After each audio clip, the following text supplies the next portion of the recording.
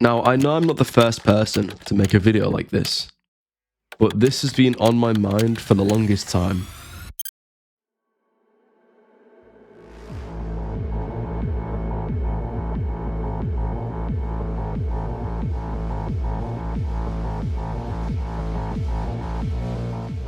Games are created in the realms of fiction for the purpose of storytelling and letting one's brain imagine and immerse themselves in its world.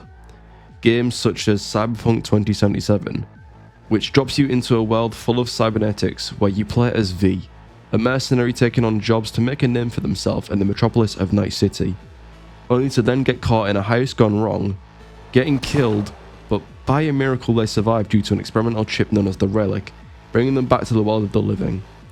But this chip having a huge downside of killing them slowly through nanomachines rewriting their brain.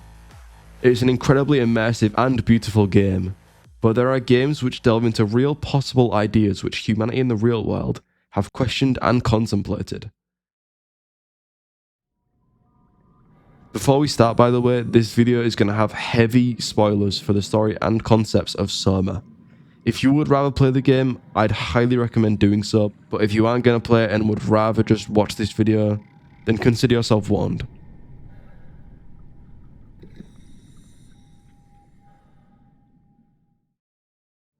SOMA is a game that was released on the 22nd of September 2015 by Frictional Games.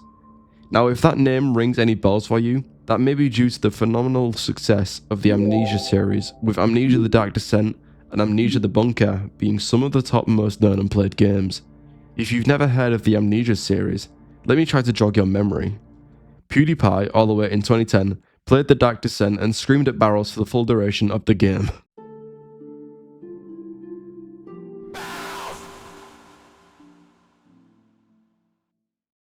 In SOMA, you play as Simon Jarrett, who was involved in a car accident where he collided into another car, which caused Simon to have a brain injury, which, due to being injured, gave him just a few months left to live without treatment.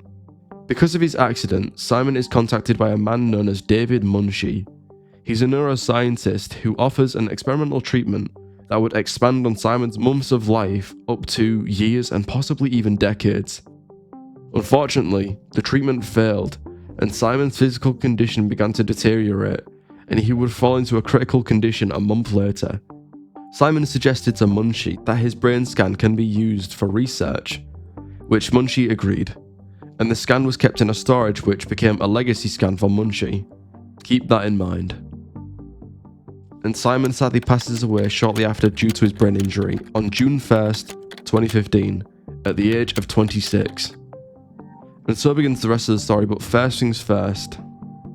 This is the story of SOMA and the idea of digital immortality.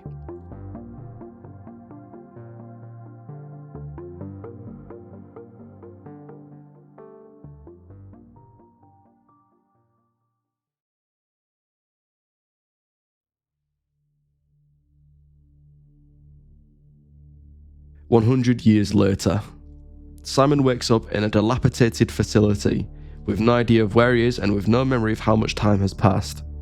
This facility is known as Pathos-II, as seen on the terminal, but to operate it he needs to acquire what's known as an Omni tool. So for now, Simon must break out of the room he is stuck in via the cracked window beside him, and with some help by any object conveniently placed nearby, he exits the room and explores. Upon exploring, he finds something on the wall known as a WL intercommunication system. Simon can then interact seemingly with this device even though it's offline, where he proceeds to hear voices between a man and a woman conversating. Oh, it's working better than expected. They're having a really hard time getting the doors open. I'll permaseal as many as you can, rather not take any chances. Roger. Did you cut off the factory floor? All done? Should keep most of them out. I'm on my way to lock off the comm center. Just make sure to leave a way out of here. Trust me, I'll get you to data safe and sound. We just need to make sure we're leaving our power running so we don't have to return. I hear that. See you back at camp. How did I do that? No explanation is given as of now of what is being locked off and why. Simon is visibly confused of how he interacted with this device seamlessly, but without anything else left to do, he moves on to find a broken down robot where he can also interact and hear what seems to be its last conversation, where it is heard that the robot is being shut down by a woman for unknown reasons. Hey, you. Can you talk? Can you talk like the others? Why are you like this? You want some structure, Joe? Yeah, you do. So weird. Doesn't make any sense. I'm gonna shut you down now, okay? Yeah, you're creepy as hell, so I'm gonna shut you down.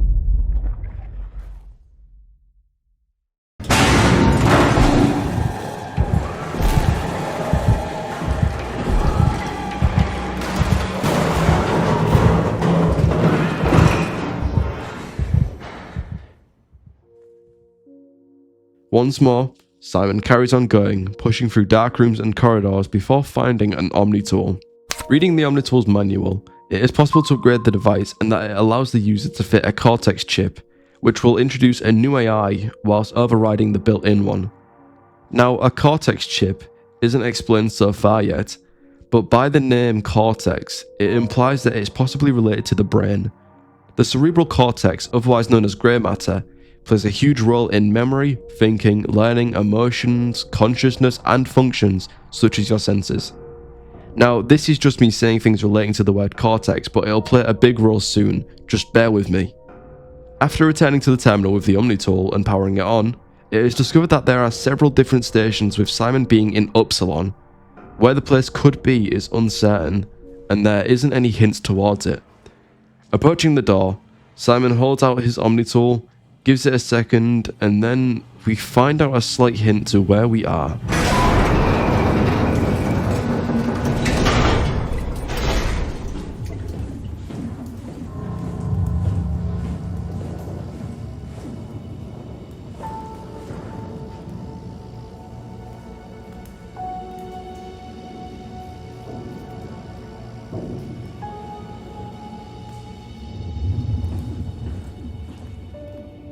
We are at the bottom of the ocean, in what seems to be an expansive laboratory or facility, and it is very much abandoned with nobody around. The only thing we find is this, and it seems to be a living mass of something. After travelling through some vents, Simon finds a robot that seems to be almost living off of the things we just saw beforehand. Hey, can you hear me?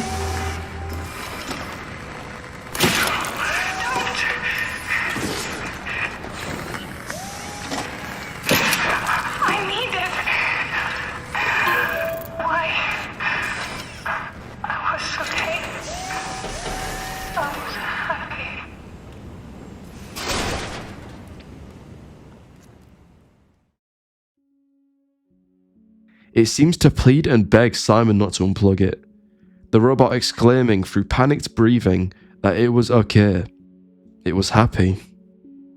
These robots seem almost sentient. Robots and AI don't have brains and are not physically capable of having feelings. Then why is this one so human? Shortly after Simon unplugs the cables from the strange mass, the robot shuts down and doesn't wake up. After unplugging the robot and trying the machines again, the power turns on and Simon continues forth. Now, I want to go back to that robot for a quick second, and I want to ask a question. If you see a robot that has feelings, and it begs you to not unplug it seemingly from what appears to be its life support, would you or would you not do it? It's almost like a moral dilemma.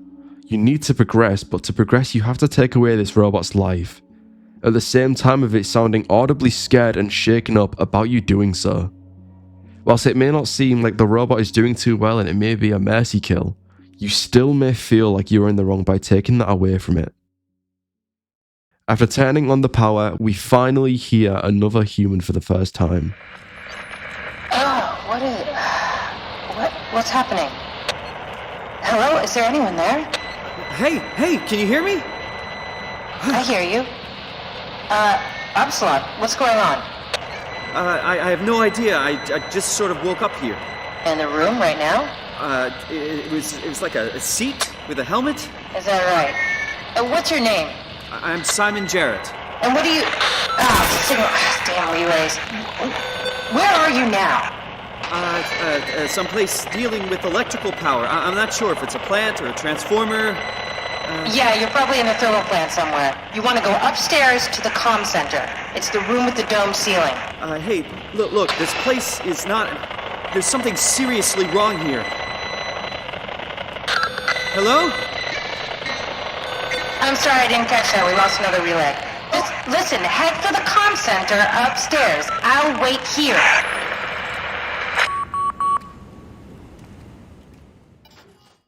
Instructed to head to a comm center, we find a dead body, that of Carl Semken, where we are able to somehow listen to his last conversation, where he remarks about having enough power to run Pathos-II until the next apocalypse, before being killed by something unknown off screen.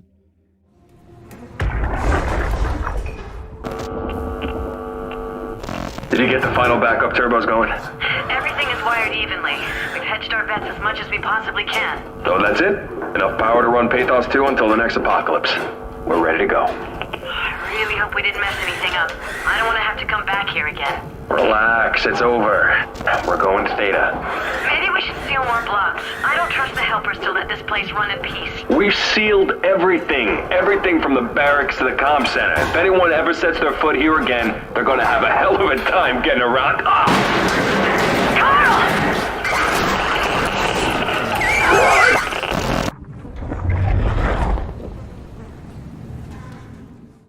Maybe humanity is under the ocean for that reason. Maybe something has come to the Earth for malicious reasons and people escaped underground potentially. Simon enters a storage room and finds a manual with information about a CCRV-7 implant, also known as a black box, which is used to observe someone's overall condition, measuring a wide range of data from body temperature all the way to brainwave activity. Upon entering the comms center and contacting the person we heard last, we get this. Hey, are you there? I found the dome ceiling. Oh, that's better. Simon, was it? Jarrett, Simon Jarrett. Hi, Simon. I'm Catherine. Have you figured out what's going on yet? Me? I was hoping you'd have some answers. I probably have some. What do you want to know? Where to even begin? I mean, what is this place? How did I get here? And why do the robots talk like they're people? Well, you're at Upsilon, clearly. Have you never been there before? Where did you work? The Grimoire in Toronto. Is that really important? No, I mean, where did you work at Pathos-II? I don't know what that is. That's unexpected. Did you come directly from Toronto? Yeah, I did. And it was very unexpected. Have you seen any people? Like staff or field technicians? Only robots, crazy ones. This is all so strange. You're telling me. What was that? Whoa! What's going on? I think this place is about to collapse. What do I do? Simon, come to Lambda. How do I get there? There are shuttle trains connecting all the sites. Find one and come here. I'll wait for you.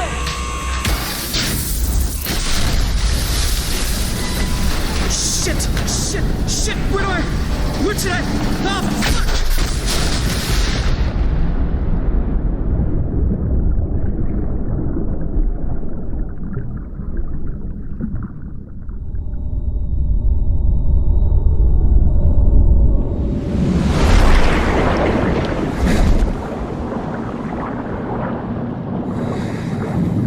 fuck! What the hell? How is this possible?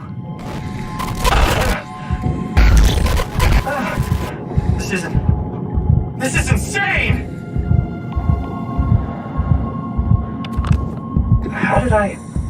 Where did I get a flashlight?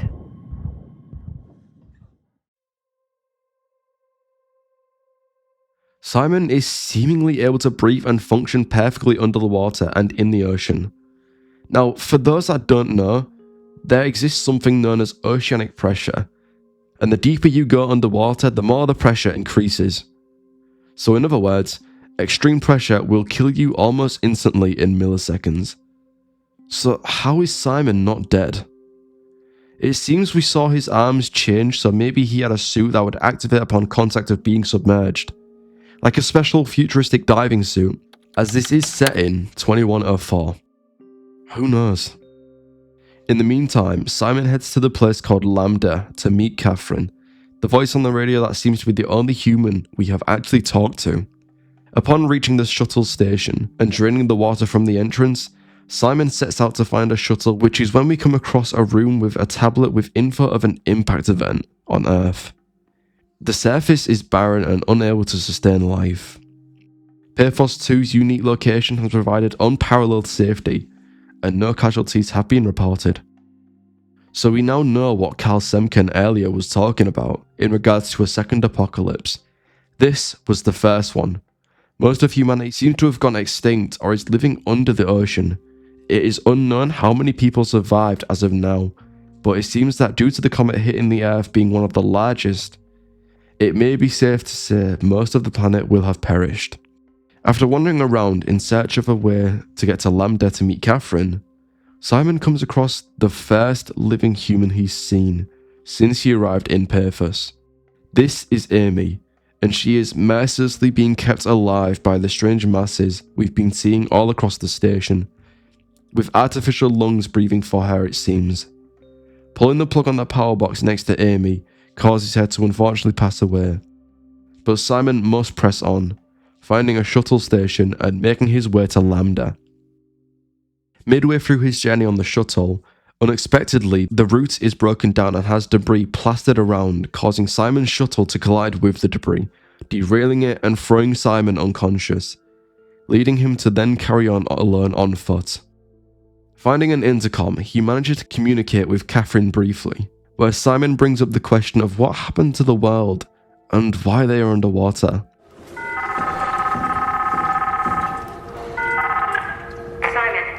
Simon, are you there? Catherine, is that you?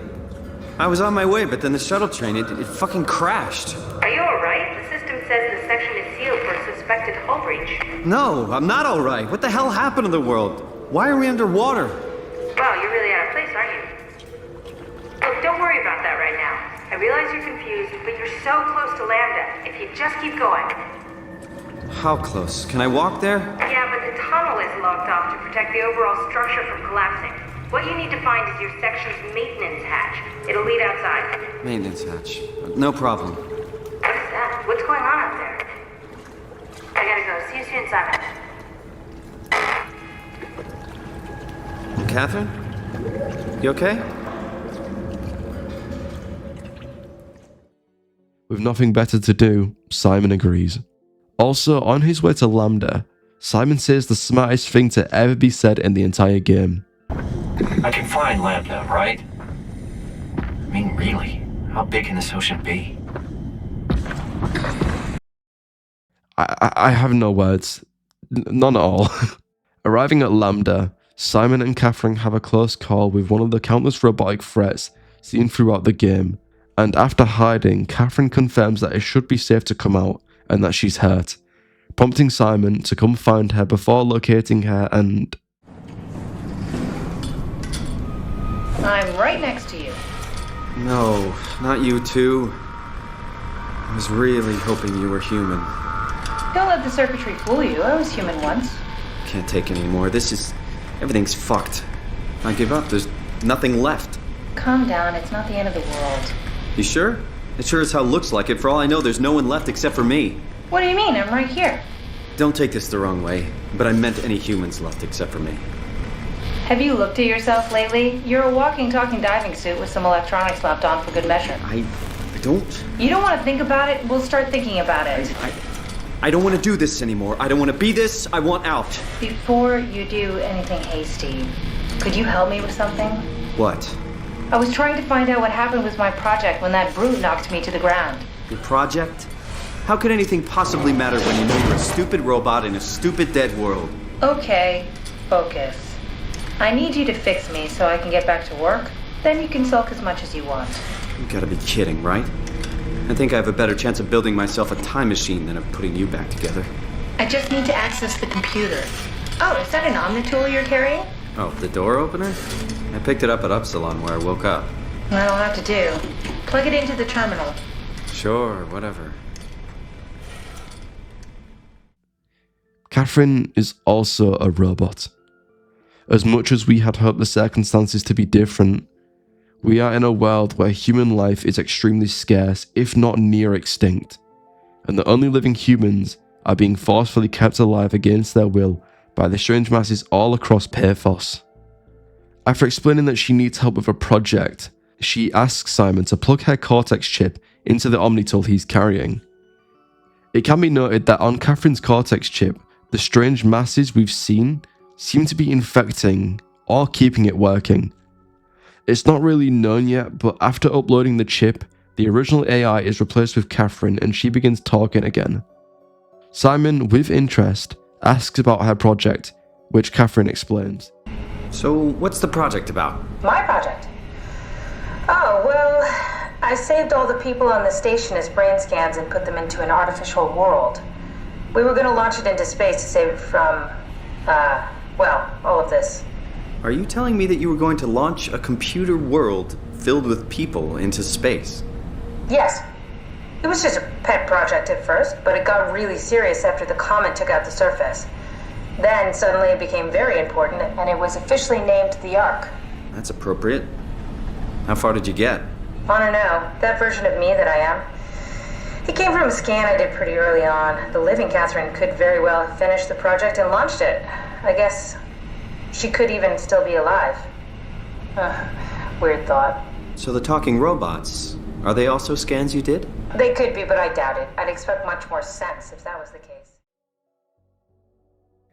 She's working on an artificial world, uploading brain scans she got of others into this world, seemingly letting their memories or consciousness live on inside of it, unhindered and unaffected from the reality of the world itself, with the idea of launching it into space to save it from being potentially endangered by the creatures on Earth.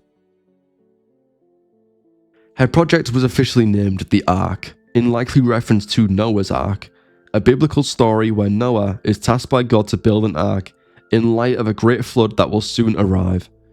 Noah's Ark is used to save many animals and as well as people, which perfectly links into Catherine's Ark project, uploading one's consciousness into a virtual world to escape the harsh reality that is the planet's extinction, and then launching it into space, away from the dangers of Earth's current situation. It's a smart idea, but then it begs the question, would you still feel human, knowing you are a brain scan inside of an artificial world drifting along in space? There are two ways to kind of put it. In the situation of awareness versus delusion, people may be fully aware they are a scan in a fake world, but they accept it knowing there's nothing else left for them on their original home planet. Coming to terms with the loss of your own humanity to allow for the ability to live on in an artificial environment unharmed by the outside. Or the other situation, delusion. Throughout SOMA, you can come across several robots who believe they are human, when clearly it's easy to tell otherwise. Whilst human emotion can't be replicated in a normal robot, uploading a brain scan of someone's memories, feelings and so on would directly conflict with the idea of humanity. You may think you are human, but it's impossible to see that you aren't. In the case of Simon, Catherine stated herself, Simon is a walking, talking diving suit, with some extra electronics thrown on for good measure. Simon, throughout SOMA, slowly comes to terms of this fact and leans more towards awareness and acceptance of the situation versus a delusion of one's own humanity. It's a big conflict, but we will delve more into that later on. For now, Simon agrees to help Catherine in tracking down the Ark and confirming its safety. After finding a terminal with information about the Ark, there is some photos listed as schematics. After clicking onto the schematics section, you can see just how the Ark works and how the brain scan works in terms of turning one's real conscious into a digitized scan, via somehow converting a copy of one's conscious into binary. It can be then uploaded onto the Ark itself, reserving a place in the digital utopia contained inside of it, and securing your spot as a digital immortal. Nonetheless, I want to next look over something that is a major plot point in the game, and I have a friend here who is willing to explain it for you, so I'll pass it on to him now. So here, it is now all yours, Defhuzerd.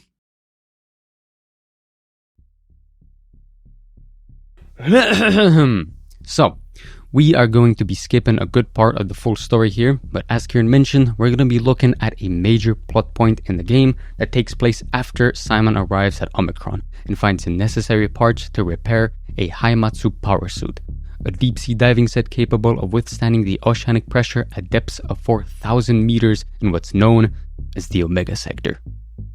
The reasoning for this suit is essential to the progression of the game, as the Dunbat, a deep-sea submersible needed for abyssal sea travel, was infected by the strange masses seen across the game, which we learned its name a little earlier before, known as the WOW, rendering it inoperable for the intended use Simon and Catherine needed it for. Now, back to the diving suit. Simon asks if he will fit in the power suit due to him already being in a robotic suit. It is then mentioned by Catherine about how Simon transferred from Toronto to now and how they can just do the same thing from before, transferring his consciousness into the new suit and carrying on their mission to launch the Ark. And Catherine outright saying, "I want to transfer your mind into a new body." And after repairing the suit, entering the parameters for the transfer, and sitting in the pilot seat, Simon is then transferred into the new diving suit with one really glaring issue. Sorry about any discomfort. This should be over soon. It's like having your picture taken. But with the most expensive camera in the world. You know, Indians thought photos would steal their souls. In this case, they'd be right.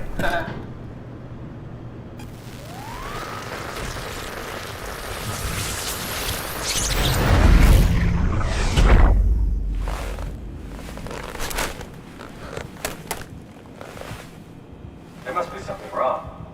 Can't you run a diagnosis or something?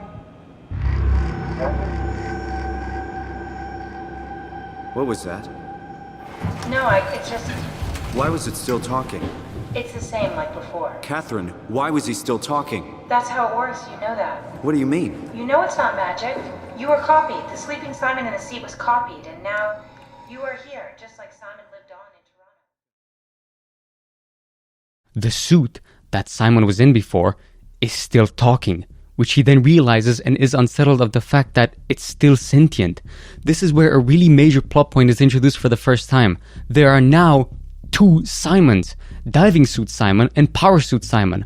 Simon interrogates Catherine about this obviously untold side effect, which she explains, "You know it's not magic. You were copied. The Simon in the seat was copied and now you are here." Just like Simon who lived on in Toronto. Which then Simon has this to say. The sleeping Simon in the seat was copied, and now you are here, just like Simon lived on in Toronto. God damn you, Kath. Two Simons? There can't be two Simons. What did you think would happen? That you were gonna take my mind and put it into another body, like a brain transplant. I'm sorry, it wouldn't work that way. You realize how messed up this is? Please, I didn't mean to upset you. How did you expect me to react to this shit? Please stop. You're fucking disgusting. What's gonna happen to him? He'll sleep for a while, a few days. And then what? Wake up in his fucking nightmare again? All alone? So cruel. Well, what do you want me to do with him? Make friends? Let him know that we have to leave him behind when we go into the abyss? What if he didn't need to wake up? You'd do that? I don't know. Maybe. There. I set it up for you. Hit the switch if you want to drain his battery. He'll die within a minute. I'd rather not stay plugged in any longer.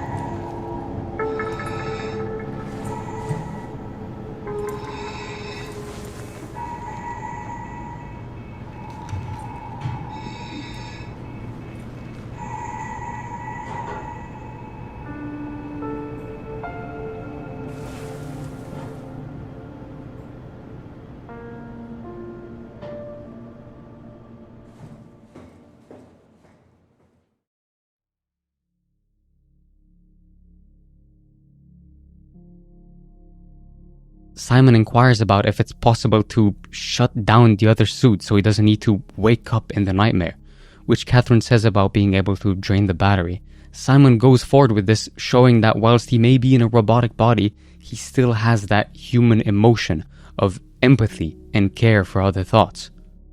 Now let's step back and analyze the even bigger picture. As seen there are now two Simons, and Catherine explained that he was copied, not transferred, therefore meaning that Simon that lived in Toronto in 2015 didn't just wake up randomly at the bottom of the ocean. That same Simon lived on only to die a month later, succumbing to his brain injury. Which now means there's not two, but three Simons total in the story so far. The human Simon from 2015, the diving suit Simon, who we've played as for the majority of the game, and now the power suit Simon, which is the perspective we have seen throughout the game.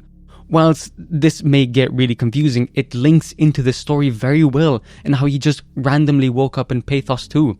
His memory was copied, and the original scan that took his last memory, which was during his first brain scan in Toronto, due to it being his last memory, Simon too woke up thinking he just finished the brain scan and woke up here, which summarizes the huge time jump from 2015 to 2104. And it's even more unsettling to think about how Simon lived the rest of his last month in Toronto and did not intend to be teleported here. And now here we are, transferred into a new body, waking up like we just switched bodies when in reality, we created another one.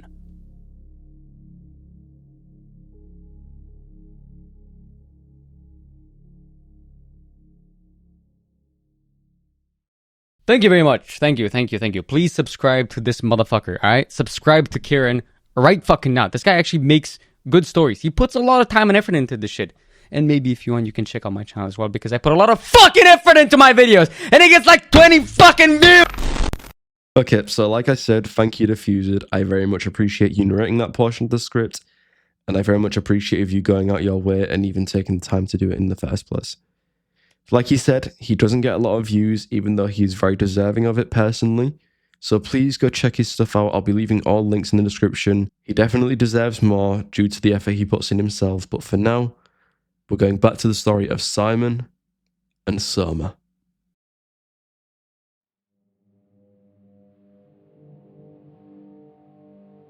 After dealing with diving suit Simon, our Simon heads back out into the ocean in order to descend into the deep abyss of the Omega sector, climbing down a ladder and entering some kind of elevator known as a climber.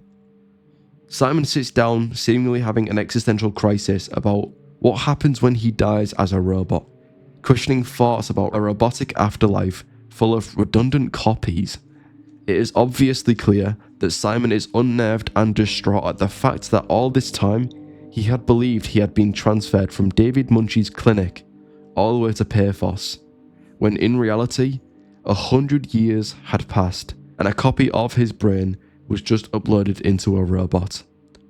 Everything he thought he knew is a lie, and it's eating away at his brain, slowly getting more and more heavy in his mind before begging Catherine to say anything. He doesn't want to think, or possibly come to terms with the knowledge now known. I'm gonna let this whole conversation play continuously, as it really does hit home when you listen and take it all in one sitting.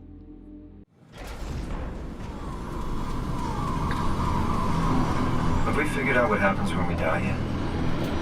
Is that even possible? If there's some kind of afterlife, do you think my place is taken? The real me died like 100 years ago. Is there still room for me? And what about the Simon I killed at Omicron? What do you think, Catherine? Is there a heaven full of redundant copies of the same people? Is there someone up there who called me an imposter? It's dumb luck, right? I woke up in the right body.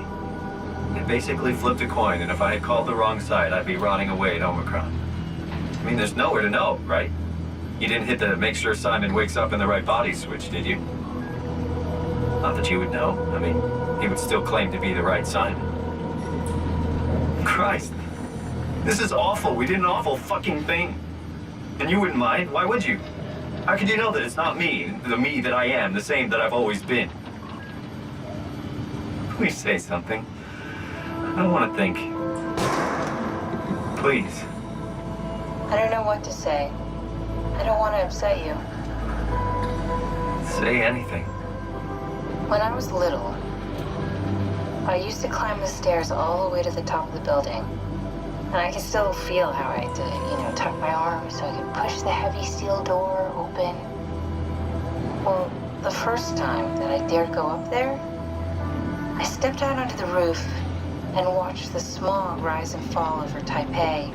I got all the way up to the corner ledge and, I felt the warm wind in my hair and the sun was setting and the streets below were shadowed by the tall buildings. The people pushing through the crowd flowed like paint from an artist's brush. Street food vendors filled the air with aromas of all my favorite foods. For a brief moment, I felt connected to the world in a way that I never had before. It was the most profound feeling of comfort and sense of belonging I could ever hope for. I really never felt the same way again, but I went up to the roof many times after. I'm not religious, but I can see why people would be. The privilege of being makes a strong case, at least every once in a while. Do you still feel that sense of awe? Even like this? Things are different, but we're still here. What's the point of going on? Everyone's gone. All the people still left are digital copies trapped in computers at the bottom of the sea. We'll never be able to rebuild or reclaim what we were. Are you really so unhappy being what you are, or is this about the man who went for a scan 100 years ago? Both, I guess. When I was back in Toronto, even the worst case, the darkest futures I could predict, they at least included my previous life somehow. I feel so uprooted. There's nothing here that I recognize, nothing that makes me feel like I belong. Even if we make it to the Ark, would it be any different? I'd still be alone. No friends. No family. You could make new friends. I'm sure everyone would like to know the time traveler. If not, you still have...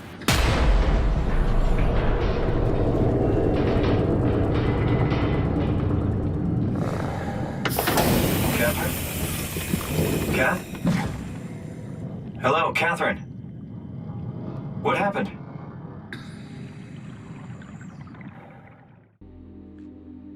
The power then cuts in the climber, leaving Simon all alone 2,700 meters below the surface. After activating the power again and descending further down, Simon continues his conversation with Catherine about how time is omitted when she's not powered. It's missing, and as soon as she's powered back on, it continues where she was right before the power blacked out, and how she doesn't feel hindered or held back, with zero opportunity in between to reflect on any time that was missed. It just vanishes. Some time passes, and as Simon explores Tau, he will come across the rarest sight found in SOMA. A fully organic and non-infected human. Sarah Lindwall, a payload technician clutching onto life via a life support system as well as guarding the Ark on a desk to her right side. Throughout the story, you can find several bodies and robots that can be data mined by Simon via their black boxes. As you should know, this allows Simon to hear some of the last conversations of mankind, and after coming across the bodies of two men named Ian Peterson and Jasper Hill, Simon can mine their black boxes and listen, and it can be heard that Sarah Lindwall is in these conversations, comforting them as they pass away due to starvation. They beg Sarah to go through with the launch, but as we saw already, she's sat with the Ark, and she's living on life support in the confines of Tau, hidden at the bottom of the ocean. Talking with Sarah, Simon manages to convince her to allow him to take the Ark to proceed with the original plan to launch it into the sun's orbit. And Sarah, alongside this, figures out that she is the last human being alive on Earth. Simon sits beside her, comforting her, requesting the ability to help in any way, which Sarah says, "You could kill me." Simon can agree to her request in allowing her to pass, turning off her life support as she asks for Simon to stay with her. It is truly heartbreaking seeing her, knowing that she's the last human alive, and her wanting nothing other than to end it all. Even more heartbreaking, she doesn't want to be alone as she dies. With Simon sitting with her and listening to her final words as she draws her last breaths. She has one thing she wants from us. Simon, you still there? I'm here, Sarah. Don't let him die. okay? Send them out there. To the stars. And just like that, Sarah Lindwall passes away. But with the Ark in hand, Simon must proceed with the mission. It's what Sarah and everyone else would want. After obtaining the Ark and sending it off for transport, Simon encounters Site Alpha, the heart of the WoW and where it all began its infecting. The structure gel inside of Simon's suit can be used to stop the WoW once and for all, allowing the following to happen.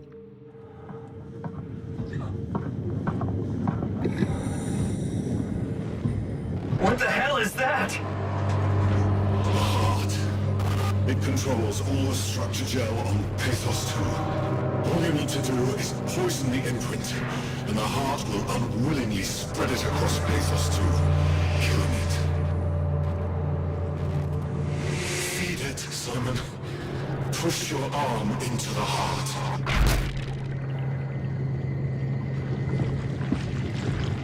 Come on. Do it.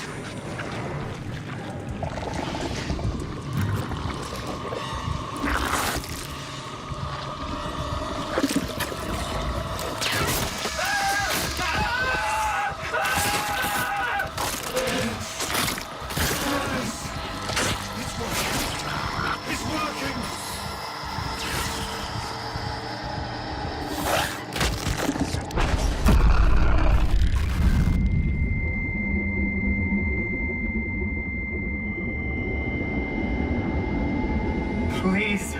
I did what you wanted. You did good, Simon. But you can't leave. The only way to make sure the WoW stays dead is to destroy the only one who's immune to the new pattern. Don't worry. I'll make it quick. Oh, God!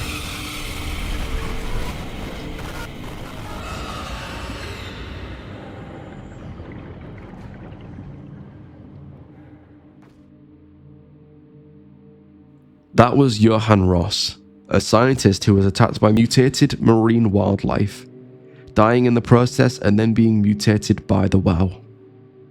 After his death, Simon escapes from Site Alpha and manages to find Phi, and that's when we come across a body. Catherine's body. The real Catherine. And it seems that she was murdered, protecting the sole thing that was going to save mankind, alongside the people who were meant to help her. A tragic way to go, unable to finish a project so revolutionary and important. With Catherine in the Omnitoll saying it's better this way. Next to Catherine, a large empty casing shaped like a bullet can be found. This is what the Ark will be loaded into and will be used to send it into orbit of the sun. So Simon fetches the Ark and brings it back to the casing, loads it in, and sends it off, ready for launch. The mission is almost complete. Heading to the gun, Simon plugs Catherine into a terminal for what will be the last time. Guiding Simon through it, he picks up the Ark encased in the bullet and loads it all into the gun. Before launching, Simon tells Catherine about needing to transfer their minds to the Ark, and Catherine knew this already, but she wants to make sure it launches too. So to combat this, she tied both actions into a single switch. For the certainty of both needs to be filled, the mind transfer and the launching of the Ark. And I will let you all enjoy the final moments of the story.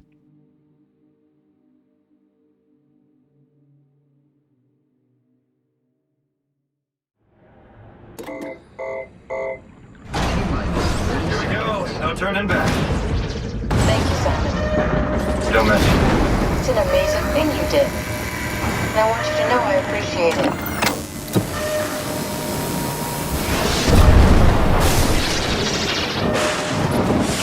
Time, 20 seconds.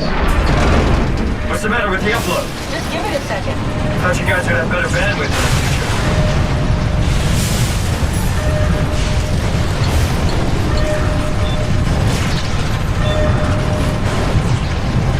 10 seconds. 9, 8, 7, 6. You gotta be kidding me! 5, 4, 3, Come on, load! 2, Yes! Fuck yeah, we made it! Simon wakes up on the Ark, having seemingly transferred, for real this time.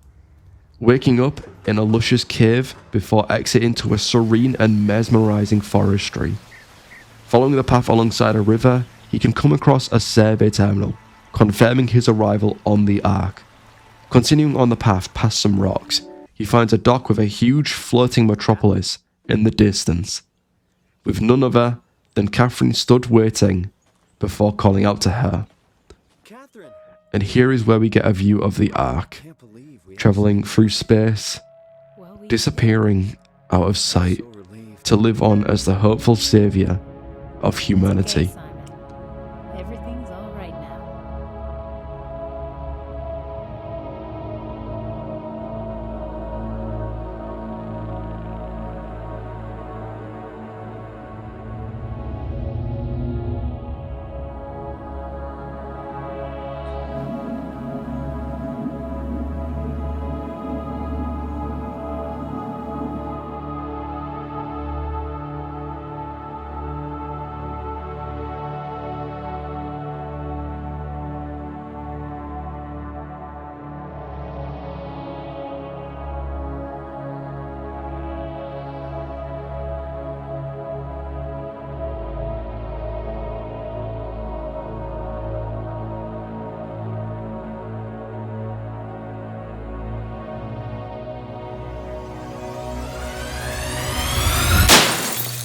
But this isn't the end.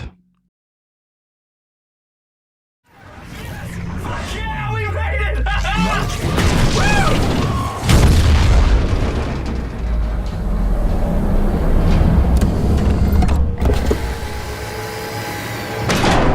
I'm still here. I'm still here. Catherine? Catherine? I'm here. What the hell happened? What went wrong? Nothing. They're out there, among the stars. We're here. No. We were getting on the Ark. I saw it. It finished loading just before it launched. Yeah, I saw. Then why are we still here? Simon, I can't keep telling you how it works. You won't listen. You know why we're here. You were copied onto the Ark. You just didn't carry over. You lost the coin toss. We both did. Just like Simon at Omicron, just like the man who died in Toronto 100 years ago. No. This is bullshit. We came all this way. We launched the Ark. I know it sucks, but our copies are up there. Catherine and Simon are both safe on the Ark. Be happy for them. Are you crazy? We're gonna die down here with those fuckers living at large on a spaceship. They're not us. They're not us. I'm sorry you feel that way, Simon. I'm proud of what we did. We made sure that something of the hundreds of thousands of years of human history survives, that something lives on. No. Fuck this. Fuck this. Fuck you. Fuck you, Catherine. You lied. And I believed in you. I trusted you. You said we're getting on the fucking Ark. We are on the Ark, you idiot. I didn't lie. I can't be responsible for your goddamn ignorance. You fuck! Catherine? Please don't leave me alone. Catherine? Catherine?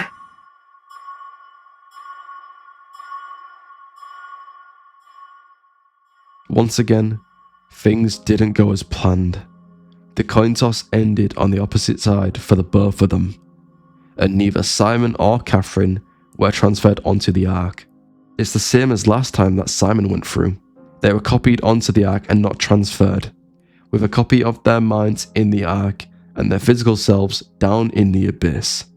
Simon, undeniably angry and confused, lashes out at Catherine, and this is where everything goes from bad to worse.